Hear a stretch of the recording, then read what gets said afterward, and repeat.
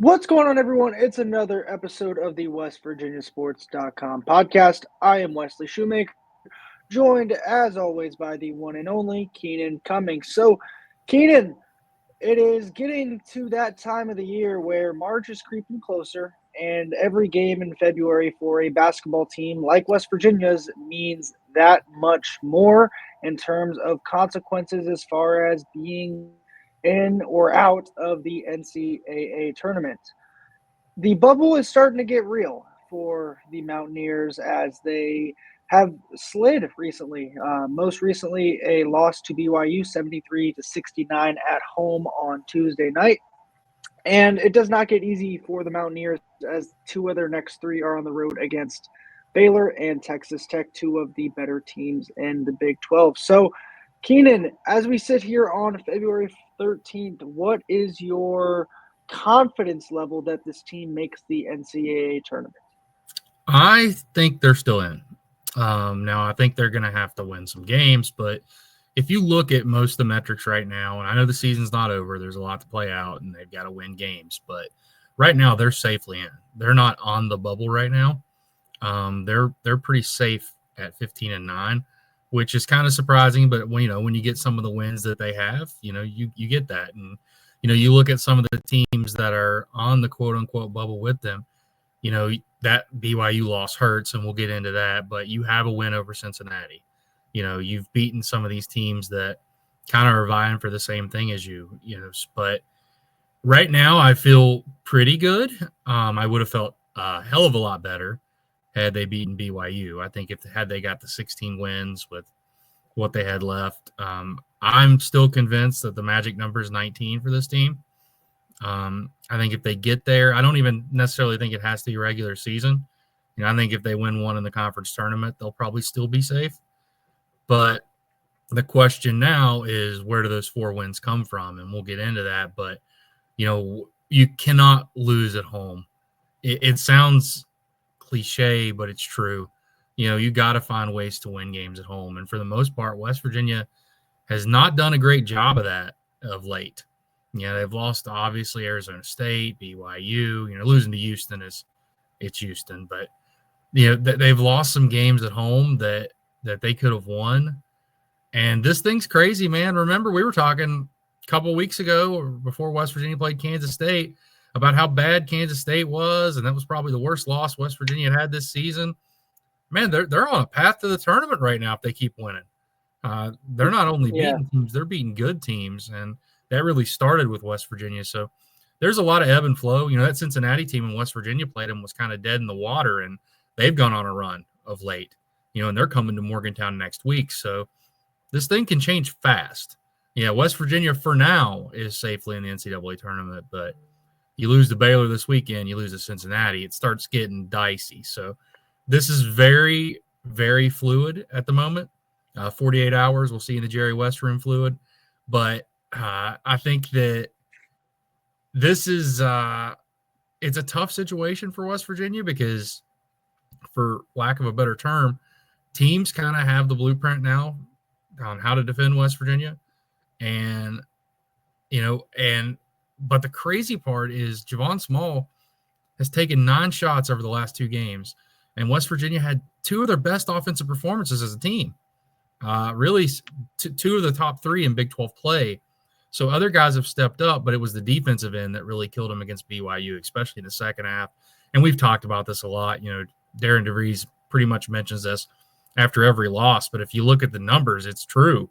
The numbers play out what he said. BYU was able to get to the rim, get easy baskets, get putbacks, get kick out threes, and they were able to really keep West Virginia off balance. They had West Virginia sort of in a blender at times in that second half, and it kept them from really keeping control of the game. Now, even with all that said, this was a frustrating loss for people because West Virginia had a 1-point lead and the ball, and turned the ball over, fouled, sent them to the foul line. You get the other possession on the other end with a chance to retake the lead.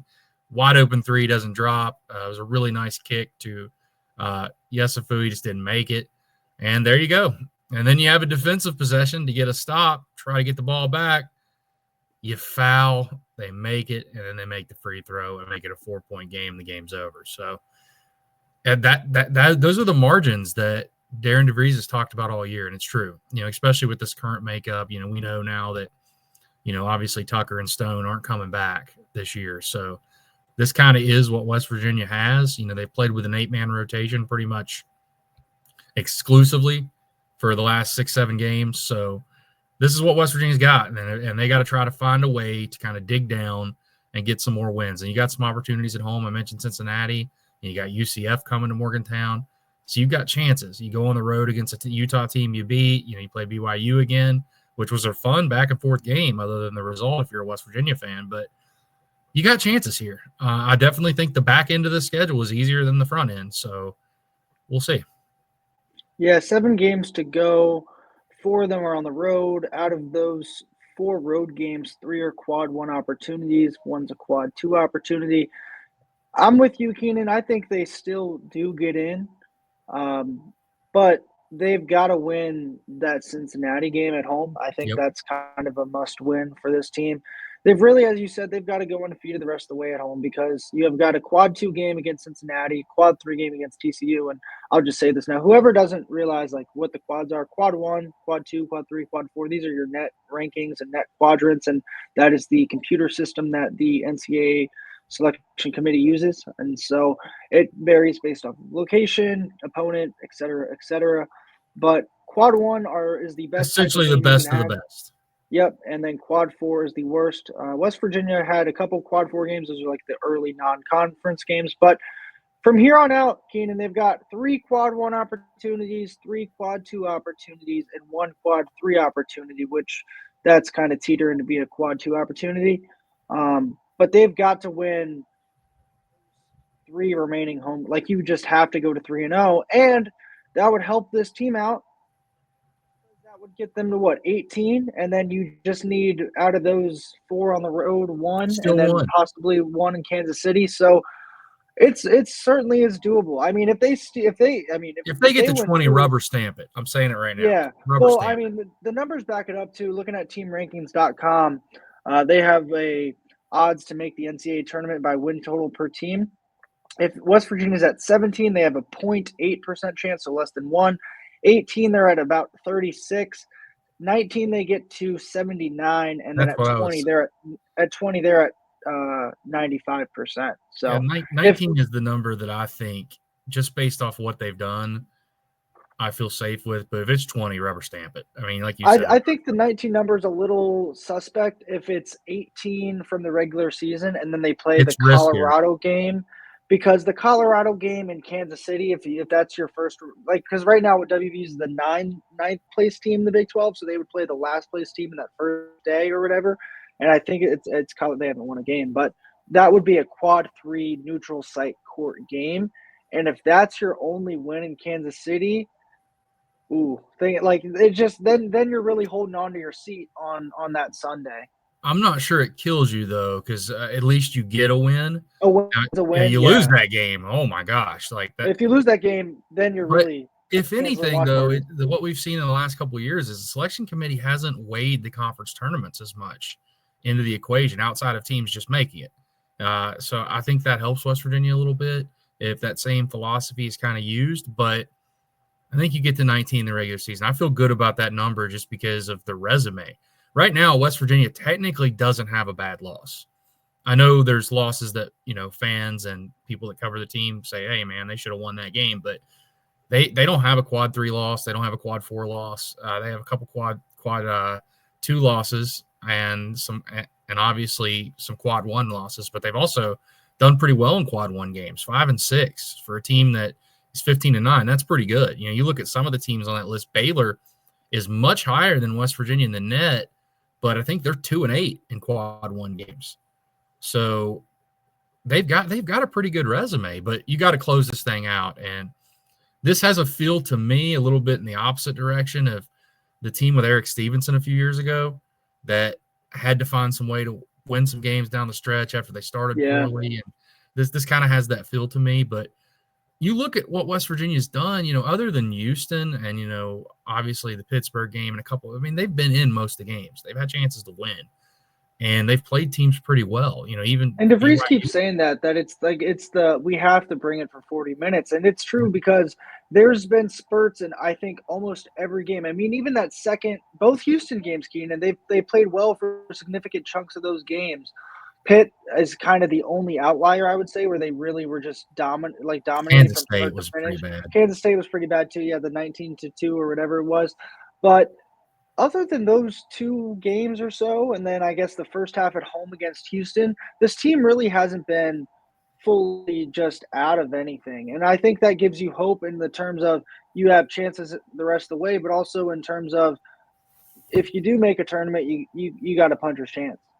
Yeah, and I think that I mentioned the Cincinnati, BYU, the same thing. If you can split with BYU, that's going to hurt them on the bubble. Well, it's So actually even better for you. I mean, better for you if you yeah, split with BYU and you get the road win. I mean, both teams get a quad one win out of that, right? Like so. that's what I mean. Like if you can beat these teams that are kind of vying for the same thing as you. Now I'm getting ahead of myself because, like I said, right now West Virginia's in. You look Mhm. at bracket matrix; they're safely in right now. But that whether that stays that way is kind of up to what this team does on the floor. They still have 7 games left, and then obviously what occurs in the tournaments. There's a lot to unfold, but I was encouraged offensively, by the guys that stepped up in the BYU game and Utah. I personally did not think that this team could win games if Javon Small wasn't scoring a lot of points. And I was Mhm. proven wrong. Obviously they lost BYU, but they had a chance that we just went through that sequence. But they beat Utah, and you're going to get a rematch with both of those teams. Now, granted, they're on the road, but truthfully, this team has played much better on the road than some of the West Virginia teams in the past couple of years. So Mhm. we'll Yeah. see how it goes. But West Virginia's got to Well, snap that midweek streak. They keep losing these midweek games. yeah. It's Yeah. and they've lost some winnable ones too. You look back at kind of the Arizona State game. Every Some of the game but the Arizona game is probably someone that they should have had at home in the midweek. yeah, and it's a little frustrating if you're West Virginia because What? if you had 1 or 2 extra wins right now, you'd be Yeah. sitting real pretty. I mean, we're talking Yeah. about moving up the We're talking seed line. about seeding at that point. Yeah. One Yeah, thing I so do want to note is that I've been referencing this kind of all year. I know on the site and certain articles, but each season is its own entity. But is it important that West Virginia's at 5 quad one wins last year, and they're in the top 50 of the net? Teams last year that were ranked in the top 50 of the net that did not receive an at-large or automatic bid. I think, let's see, there was about 10-ish, nine teams in the top 50 that did not receive an at-large bid, and 8 of those were in a power conference. None of those teams had more than 4 quad one wins, and West Virginia's got 5 already, obviously with 3 guaranteed opportunities for more. So if they get to 6 that's what I'm saying, Keenan, is like if they can get to 6 quad one wins, I don't know how you leave them out, truthfully. If they, you know what I mean? Um, Win totals was also somewhat important. Out of the teams in the top 50 of the net to make the tournament last year, only 3 had fewer than 21 wins. That was Michigan State, who was 24th in the net at 19, Texas, who was 30th in the net at 20, and then A&M, who was 45th in the net at 20 wins. But they did go on a run in the SEC tournament there. And then also to your point of like looking at how teams do in conference tournaments, I think they reward more than they do yes, like harm. Like they will yes, reward you if you do well, but they're not going to harm you if you do bad. I that's think kind of that's what I the meant with the yeah, bubble. yeah. Like if you're the one seed and you get upset, okay, that's fine. Like you're fine. But if you're a team like West Virginia, if you stack 2 wins together there, I think that is a positive. But Inject those long way neutral to site go. games into your veins, man. Winning those are huge. That's West Yeah, Virginia beating Gonzaga and Arizona on Arizona. neutral floor right That now. Arizona win looks better and better by the second with the way Yes, they've played in the Big 12. And if I mean if they win one of the next games against Texas Tech next week or Baylor this weekend, we're fine. Like this team's fine. yeah, I agree with Um, you. let's get to football a little bit. Pat White, he, he's back, Pat man. White. Yeah. So Pat White, the obvious Mountaineer great and legend and whatever great word you want to use, who he had been back a bunch this year. He came back for spring ball last year. I think he was back for the McAfee show prior to Penn State. I think he was there with Schmidt and McAfee, but he is now back full time. He is on the staff And Keenan, what do you make of this by Rich Rod as we inch closer to spring ball? Another member of his 45-member coaching staff. No, but in all seriousness, I think that there's no downside to this if you're West Virginia. I think that Pat has been there, done that. What better guy to be involved with quarterbacks than Pat White, when it comes to Rich Rodriguez offense. He's kind of the archetype of success, and what he did here just it's just one of those hires. It's kind of like the Noah Devine hire, except Pat has a lot more coaching experience. Yep, and He's professional coached, coaching experience too. he's coached at the pro level. He's coached at the college level, and you get him to come back, and his title is assistant wide receivers coach and assistant to the head coach, I believe. Which, assistant quarterbacks coach and assistant to the head coach. Yeah. Sorry. But I think that when you look at what he brings to the table, for one, it's just an attention grabber. It's a good thing for people. It's a good thing for recruits. Before it shifted to Tavon Austin, Tavon Austin's the name I hear from a lot of recruits now. Everybody talked about Pat White. Now, I still get some that talk about Pat White, but, you look at the generation gap now, it's a little bit different. But what you trying to say over here, Keenan, about this generation gap? Kids are, they grew up. It blows my mind that kids tell me they grew up watching Tavon Austin. That highlight tape is like the greatest thing ever invented on Shout out YouTube. to Duggity Dog there. Yeah. But, I think that it blows my mind that that's a thing. I remember when Tavon Austin was being recruited. That speaks to my age, but I'm that old. But I think that getting a guy that has done it at a high level it has good coaching experience working with quarterbacks. They're gonna be able to bring him in, and really it should be pretty seamless. And I think it's just it's look how much buzz it created. Look at social media. Look at the site and all the people that were excited to have Pat back. It's kind of cool to see some of these guys that played and earned these opportunities. I think that's the important part. These are guys that have experience and have done it, in Pat's case at the pro level. And I don't see any downside to this. I really don't. Now we'll see how much his role entails, what all's involved with it. Assistant quarterback coach, who knows what that means and kind of how that'll work out. I'm working on his contract information, as I typically do with all new hires. So we'll have that on the site soon. But I think that it's a good move for West Virginia. I don't see any downside to it. Yeah, and the experience part is a big thing. He worked for the Chargers most recently for 2 years. He was different stints at Campbell and then Alabama State, USF, Alcorn State. So he has a lot of experience in the coaching ranks, which is never a bad thing. He's going to be working with Rhett, I believe, with the quarterbacks. Yeah, so he's a good. And I'd imagine Travis Trickett has some kind of as a senior offensive assistant. You've got so many different guys at so many different positions now. It's kind of hard to keep track of. But I think one of the big things here, and I touched on a little bit earlier, is if you're a high school quarterback and you're being recruited to play in this offense, how cool is it to be recruited and talk to and pick the brain of a guy that played at that high of a level in this offense? You saw it even yesterday on social media. It's like the greatest quarterback from this type of offense and the first one to really fully get this offense and make it known. And if you're who better to talk to and have questions and have a sounding board than the dude who legit ran it for, you know what I mean? Yeah. And you got to remember too, in that era, West Virginia was really cool. The kids were playing West Virginia on all the video games, and it was Pat White and Steve Slayton really kind of helped, and the other guys did too. But they kind of made West Virginia cool again. And I think that Will Greer and some Geno Smith and some guys carried that on. But that plays with recruits, man. You saw yesterday Brody McWhorter, the former quarterback commit, retweeted it. I don't think he retweets just some random guy if you hire some random guy in that spot. So I think it's an attention grabber. It's obviously really good for the fans. And it's good for Pat to come back to Morgantown, and just another one of those previous connections that continues to kind of be rebuilt with the new coaching staff. I guess new old coaching staff. You could just say coaching staff. I think, but it's that feel good piece for the fans. it's that connection for recruits, and it's that experience for the football on-field aspect. And you're checking a lot of boxes with Pat White that you can't always check with other guys. And when you can check the more boxes, that's a better thing for your program as a whole.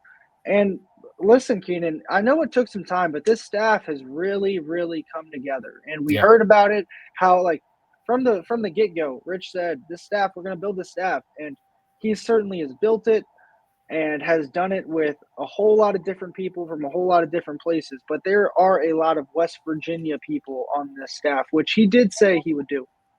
Yeah, there's a lot of West Virginia people and a lot of experienced people too. I think that you look at what he's done. It started with like the home run hire of Zach Alley. That's who they wanted to get. They had to get him in the fold.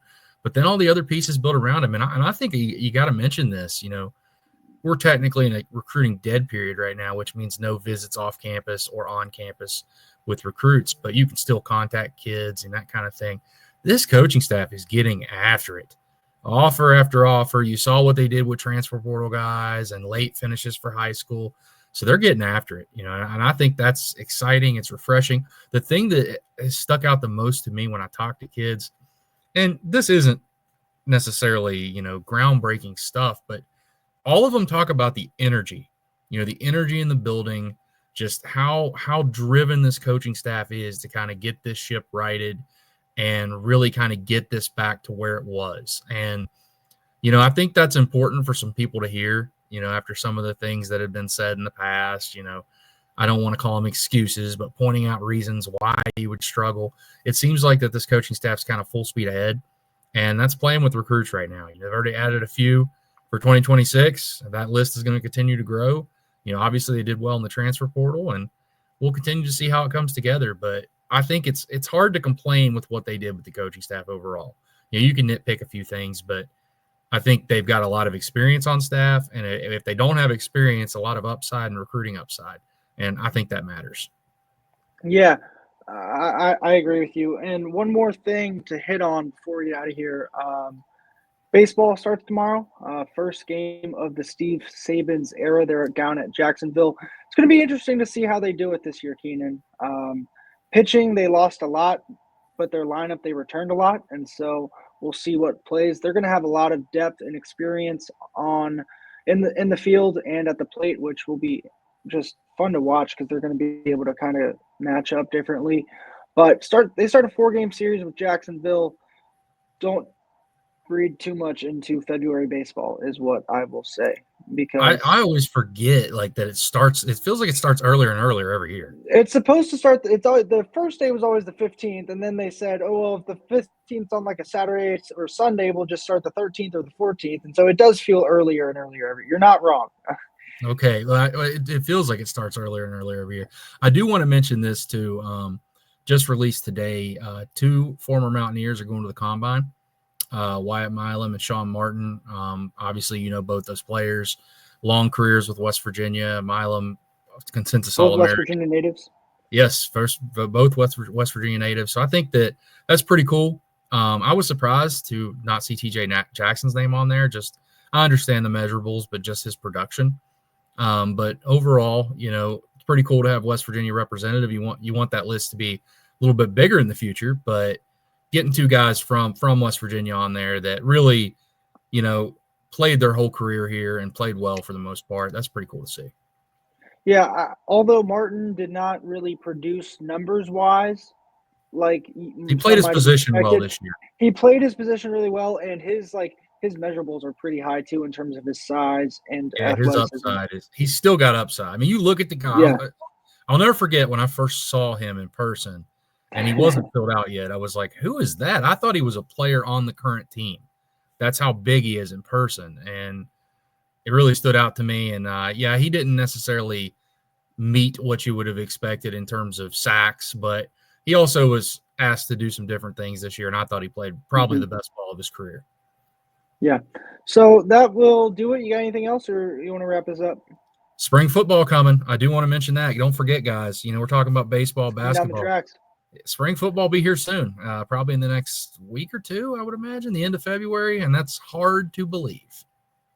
If Rich is sticking to that April 5th date, they got to get going in the near future. So probably before the end of the month, which is Yeah, I would imagine we get a release here soon on a meeting with Rich yeah. and kind of practice schedule. So Agreed. So that'll do it for this episode of the WestVirginiaSports.com podcast. West Virginia versus Baylor on Saturday. Baseball with a busy 4-game stretch starting tomorrow on Friday. If you made it this far, we do appreciate listening. I'm Wesley Shoemaker, joined by Keenan Cummings, and this was the WestVirginiaSports.com podcast.